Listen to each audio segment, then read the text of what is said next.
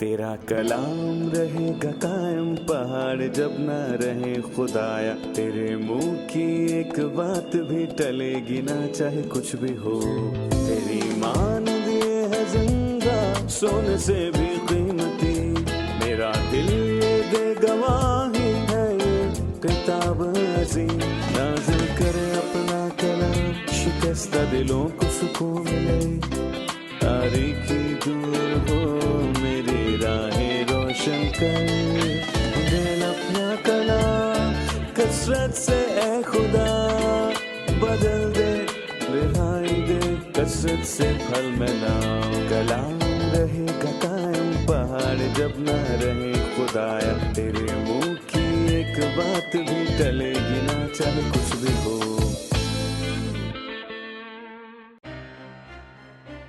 क्या समसून ने वाकई ही एक नजीर की जिंदगी गुजारी? समसून की जिंदगी किस तरह जवाल का शिकार हुई और उसे इख्तिताम तक पहुंचा दिया? खुदा ने समसून जैसे शख्स के साथ ऐसे खौफनाक वाकयात क्यों कर होने दिए?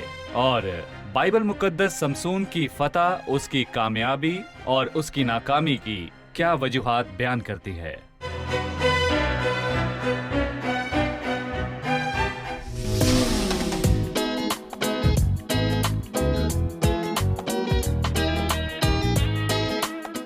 अजीज नाजरीन, मैं अयाद ज़रीफ आप सब देखने वालों को हमारे रोज के बाइबली मुतालियाती प्रोग्राम की नई किस्त में खुशामदीद कहता हूँ। इस प्रोग्राम में हम बाइबल मुकद्दस की तमाम किताबों का मुतालिया पेश कर रहे हैं। हम अभी कज़ात की किताब का मुताला कर रहे हैं और आज के प्रोग्राम में हम 14वें बाब, 15वें बाब और फिर 16वें बाब का मुताला करेंगे। मतलब कि हम इस अजीम किताब को मुकम्मल करने को हैं, जो खुदा के लोगों की नाकामी की दास्तान है और जिसमें हम सबों के लिए हिदायत हैं कि नाकामी की बुनियादी वजह खुदा और उसके कलाम से दूर जाना है। ये हमें इसके मुतालिक बताती है। प्रोग्राम के आगाज में मैं खुदा के खादमीन को खुशामदीद कहना चाहूंगा। भाई सफवात खुशामदीद। शुक्रिया भाई। डॉक्टर मुहीब आपको भी खुशामदीद, और मैं स्टूडियो में आए दीगर मेहमानों को भी खुशामदीद कहूंगा।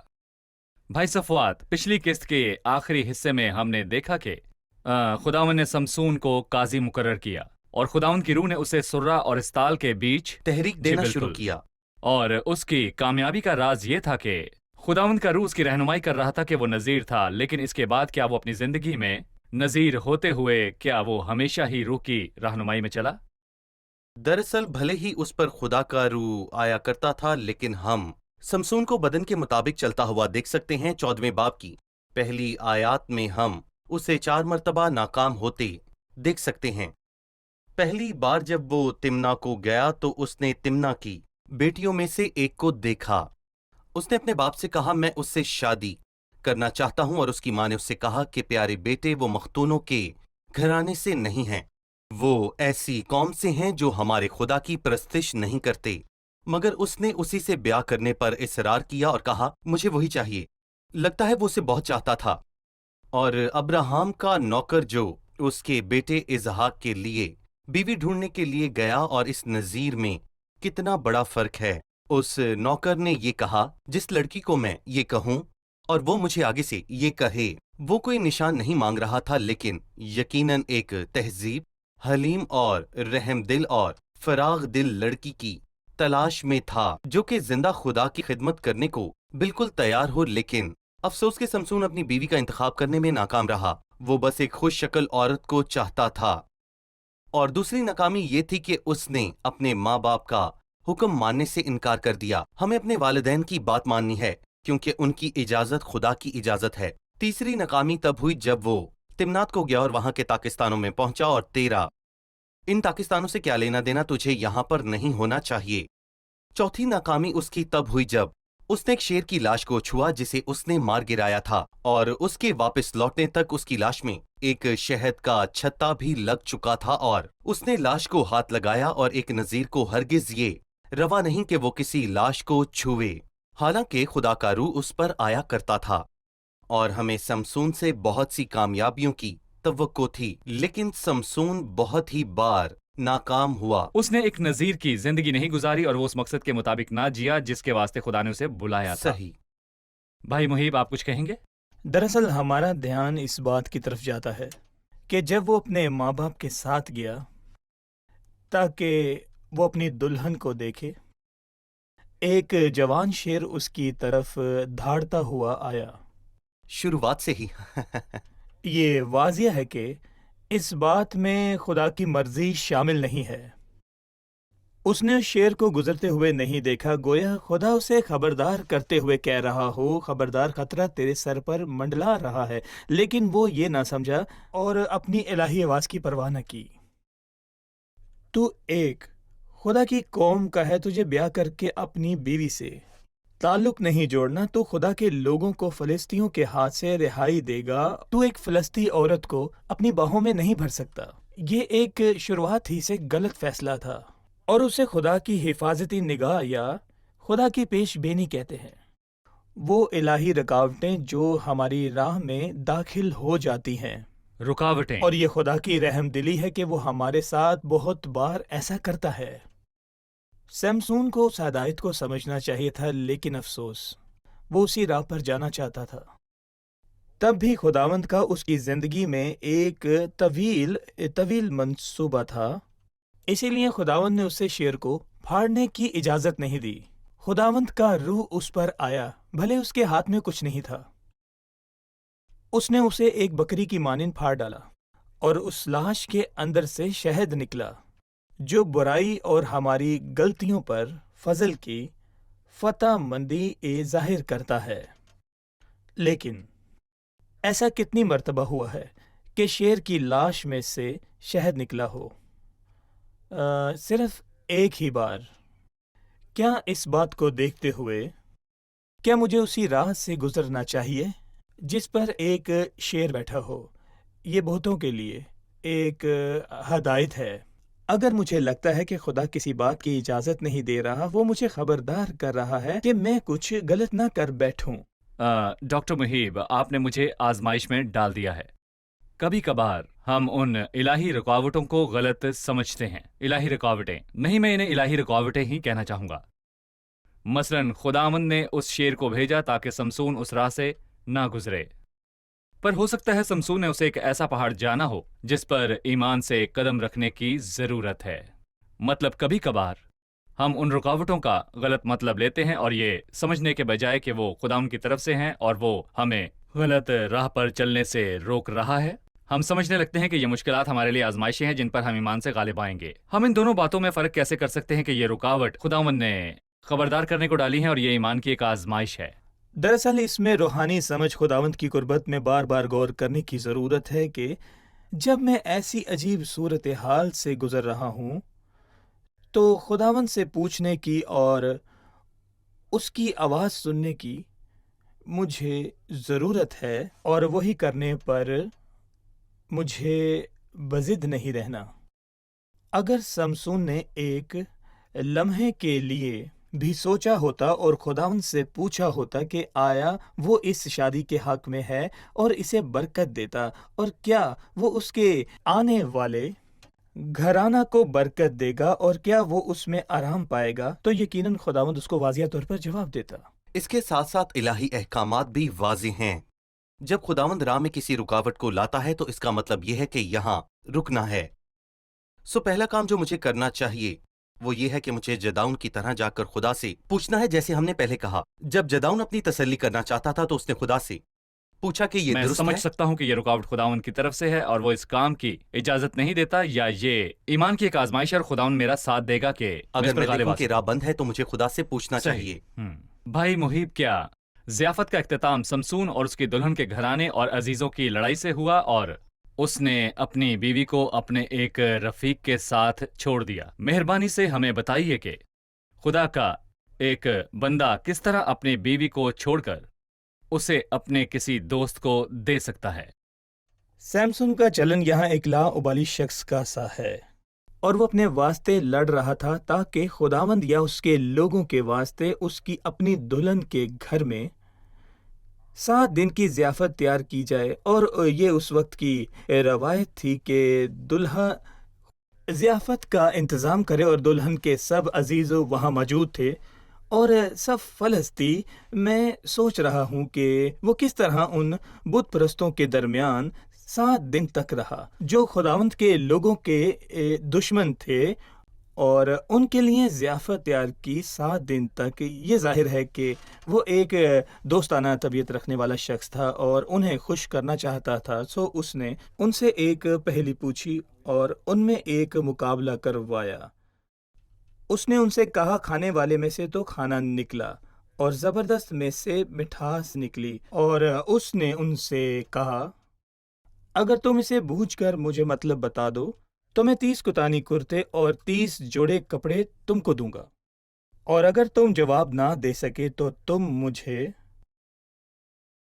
30 کتانی کرتے اور 30 جوڑے کپڑے تم مجھے دو گے۔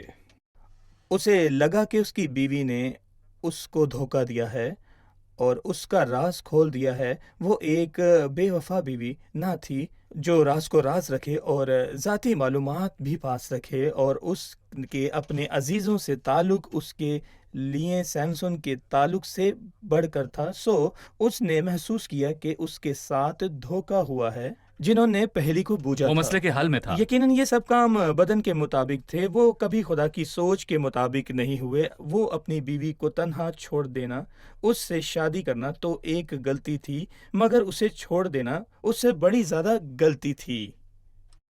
وہ اس نے غلط فیصلہ کیا اور اب بھی وہ غلط فیصلہ کر رہا ہے۔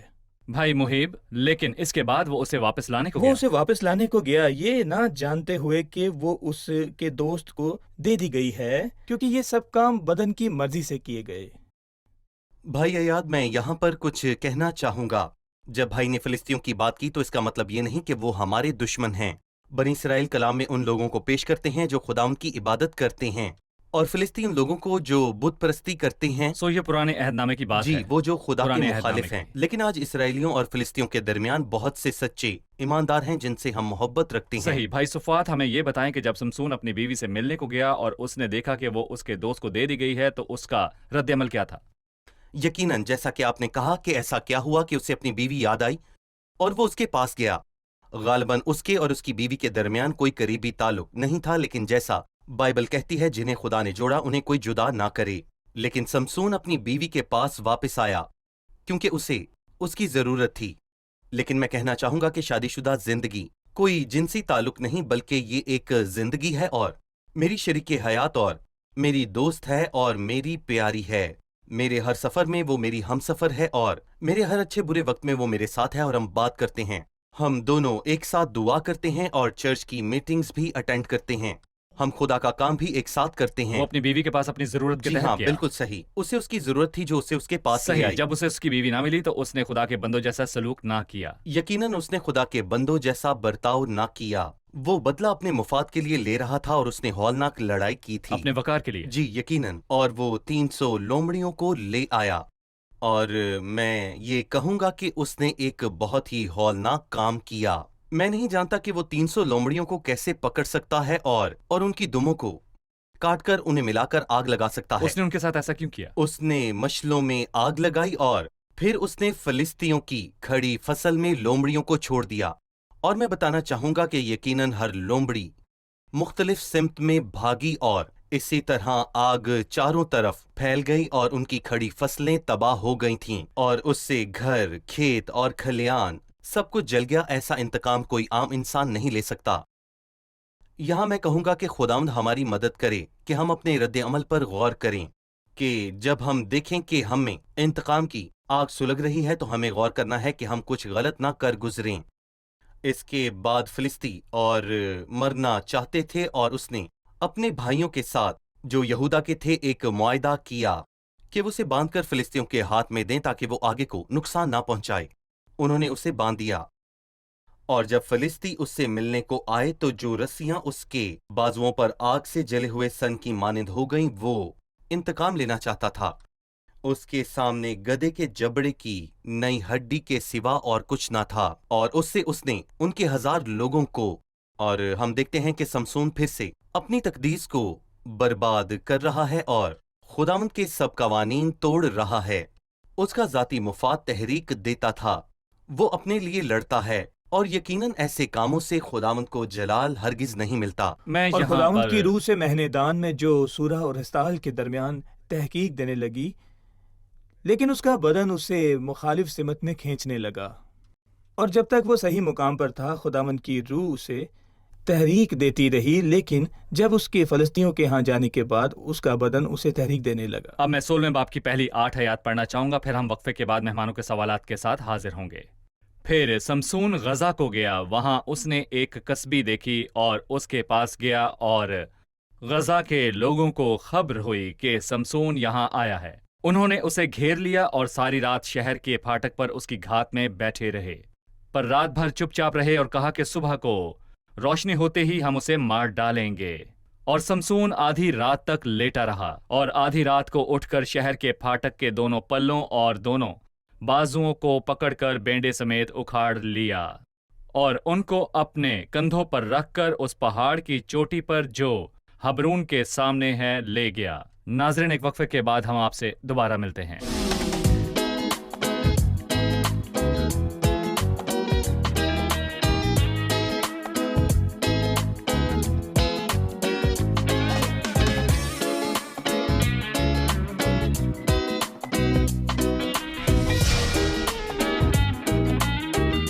خوش آمدید۔ آئیے اب چلتے ہیں مہمانوں کی طرف اور ان سے سوال پوچھتے ہیں۔ جی، آپ کا سوال ہے، پوچھیے۔ ہم جاننا چاہیں گے سمسون کو کہاں سے ٹھوکر لگی اور وہ گرنے لگا تاکہ ہم خبردار رہیں۔ جی بھائی محیب، سمسون کو کب ٹھوکر لگی تاکہ ہم خبردار رہیں؟ دراصل جسمانی طاقت کے باوجود سمسون کا خاصہ تھی، وہ بدن کی خواہشات اور شہوت کے آگے بڑا کمزور تھا۔ وہ خود کو ہر روز پیار کرتا اور اپنی خواہشات کی تکمیل کرتا، اور اسے خود کو نہ کہنا پسند نہیں تھا۔ یہ اس کی کمزور کڑی تھی جس نے اس کی زندگی کو برباد کر دیا تھا۔ 3 فلسطینی لڑکیاں اس کی تباہی کا باعث بنی۔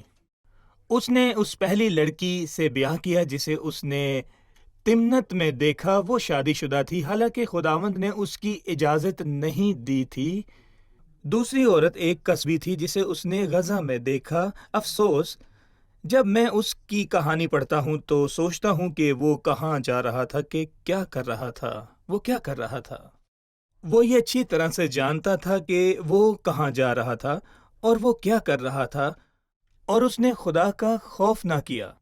اور یہ ایک بڑی سنجیدہ بات ہے۔ وہ اچھی طرح جانتا تھا کہ وہ کس کے پاس جا رہا ہے اور وہ کیا کرنے والا ہے۔ جب ایک نذیر اسرائیل کے نادانوں میں سے ایک کی مانند ہو جائے تو یہ واقعہ ایک شرمناک بات ہے کہ اس جوان شخص کو کبھی خدا کی روح تحریک دیا کرتی تھی۔ جب پہلی بار وہ غزہ کو گیا، وہ اپنے قدموں پر چل کر گیا اپنی مرضی سے، لیکن بعد ازاں ہم دیکھتے ہیں فلسطینیوں نے اس کی آنکھیں نکال دیں۔ وہ اسے غزہ کو لے کر آئے، اور حیرت انگیز بات یہ ہے کہ اس وقت تک خداوند کی روح اس کے ساتھ تھی اور اسے نہ چھوڑا تھا۔ اس کی شرمناک اور ہولناک غلطیوں کے باوجود بھی ایک گیت کے بول ہیں کہ میں اس سے انکار نہیں کرتا کہ میں نے بہت بار تجھے دھوکہ دیا۔ میں اس سے انکار نہیں کرتا، اس سے انکار نہیں کرتا۔ میں تیرے بنا بزدل اور کمزور ہوں۔ میں بہت زیادہ کمزور ہو جاتا ہوں۔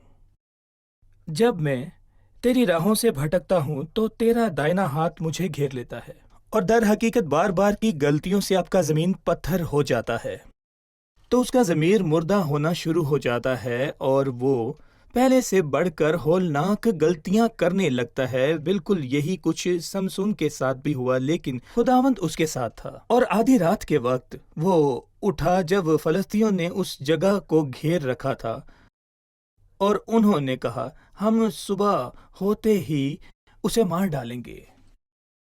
لیکن آدھی رات کو اٹھ کر شہر کے پھاٹک کے دونوں پلو اور دونوں بازوؤں کو پکڑ کر بنڈے سمیت اکھاڑ لیا، اور ان کو اپنے کندھوں پر رکھ کر پہاڑی کی چوٹی پر لے گیا۔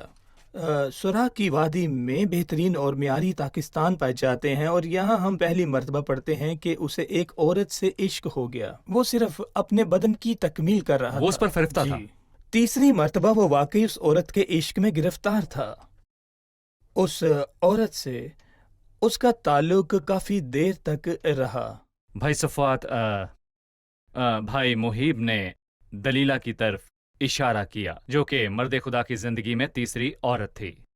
मतलब शुरुआत तिम्नत की उस औरत से हुई जिसे उसने देखा, फिर गजा में वो कसबी और फिर दलीला। हमें बताएं कि समसून की जिंदगी में दलीला का क्या किरदार था। दरअसल समसून की आंखों के बायस उसकी जिंदगी में जवाल आना शुरू हुआ। बाइबल में बार बार लिखा है कि उसने देखा। जब वो तिम्नत को गया तो उसने एक औरत को देखा, और जब वो सरूक की वादी को गया, जिसका मतलब फंदे की वादी है, उसने वहां दलैला को देखा और उससे इश्क हो गया, जैसा कि हमने पहले सुना। और मैं कहूंगा कि उसे इश्क उसकी इखलाकियात देखकर नहीं हुआ, या फिर यूं कह लीजिए कि उसकी खुदा खौफी या फिर किसी और खूबी की बदौलत नहीं हुआ, बल्कि उसके इश्क का बिल्कुल वही हाल था जैसे बाइबल ने इमसाल 7 में बयान किया है। यहाँ वाज़ेह लिखा है कि अपने लबों की चापलूसी से उसे बहका लिया और फौरन उसके पीछे हो लिया, जैसे बैल ज़िबा होने को जाता है या बेड़ियों में अहमक सजा पाने को, जैसे परिंदा जाल की तरफ तेज जाता है और नहीं जानता कि वो उसकी जान के लिए है, हत्ता कि तीर उसके जिगर के पार हो जाएगा। इसलिए बाइबल खबरदार करती है, सो अब आए मेरे बेटों, मेरी सुनो और मेरे मुंह की बातों पर तवज्जो करो। तेरा दिल उसकी राहों की तरफ माइल ना हो, तू उसके रास्तों की तरफ गुमराह ना हो। और ये ताकीद हमें इतने वाज़े तौर पर क्यों की जा रही है? क्योंकि गुनाह को कसबी से तशबीह दी गई है। आखिर क्यों? क्योंकि उसने बहुतों को जख्मी करके गिरा दिया, बल्कि उसके मकबूल बेशुमार हैं। और समसून एक ताकतवर और कवि शख्स था। जब उस पर आजमाइश आई तो वो गिर पड़ा। सही। अजीज नाज़रीन, हम एक छोटे से वक्फे के बाद मेहमानों के सवालात के साथ हाजिर होंगे।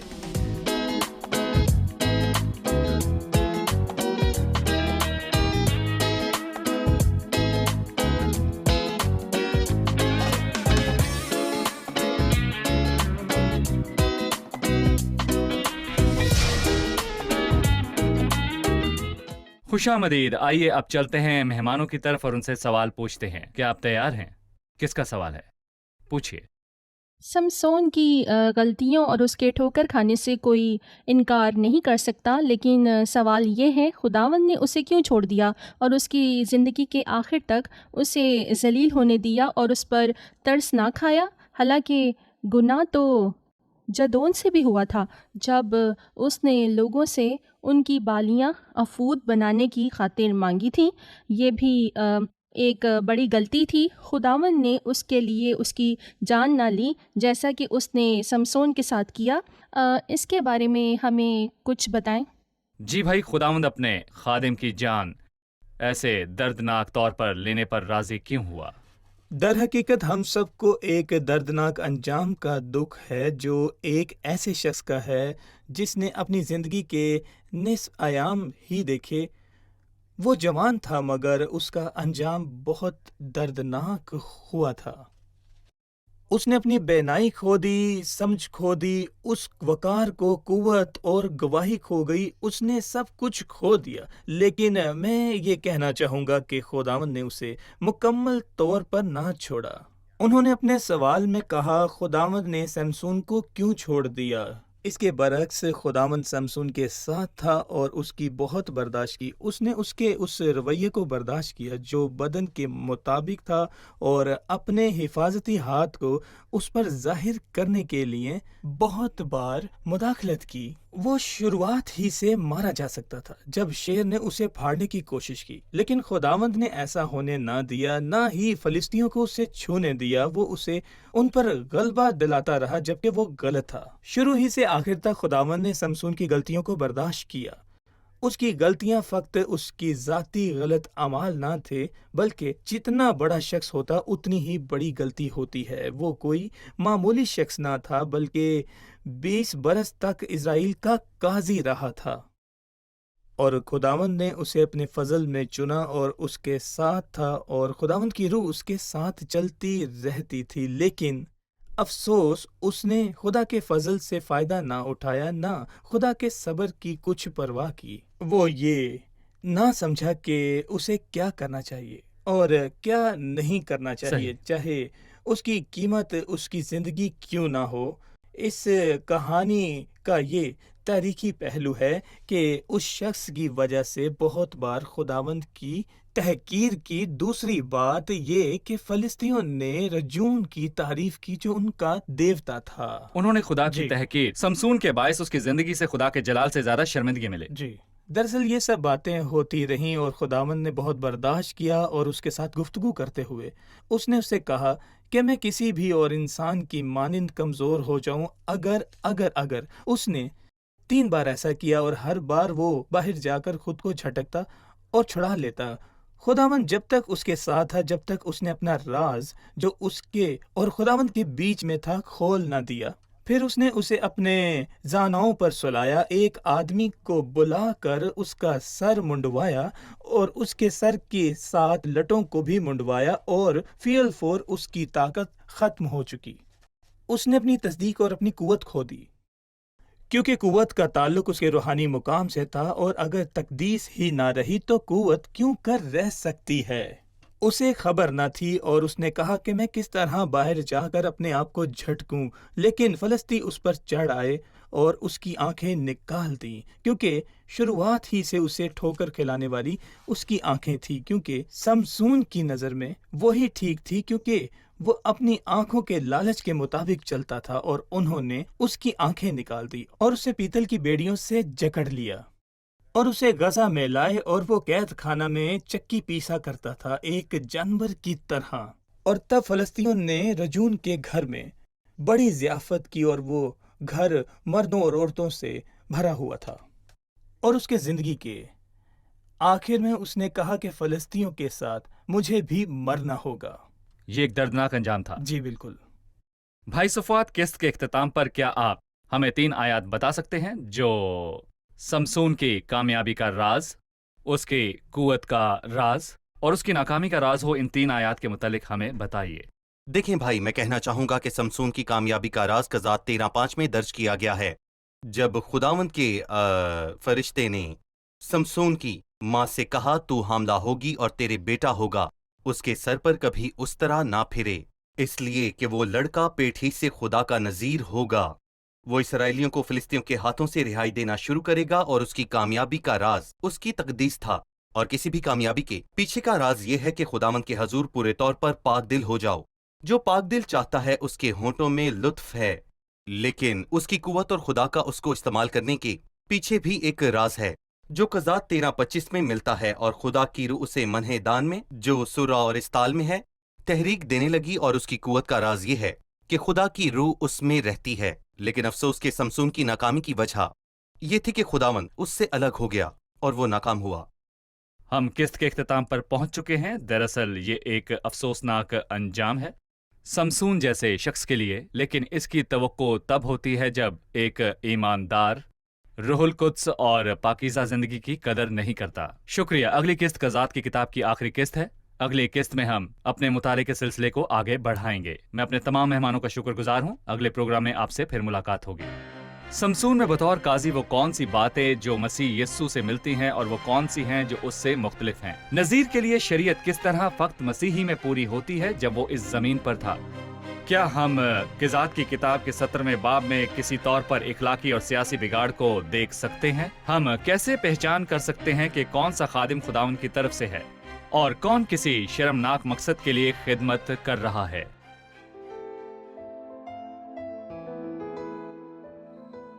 تیرا کلام رہے گا قائم پہاڑ جب نہ رہے خدایا، تیرے منہ کی ایک بات بھی ٹلے گی نہ چاہے کچھ بھی ہو، تیری مان دیے ہے زندہ سونے سے بھی قیمتی، میرا دل یہ دے گواہی ہے یہ کتاب عظیم، نازل کرے اپنا کلام شکستہ دلوں کو سکون ملے، تاریکی دور ہو میری راہیں روشن کر، دل اپنا کلام کثرت سے اے خدا بدل دے، رہائی دے کثرت سے پھل ملاؤ، کلام رہے گا قائم پہاڑ جب نہ رہے خدایا، تیرے منہ کی ایک بات بھی ٹلے گی نہ چاہے کچھ بھی ہو۔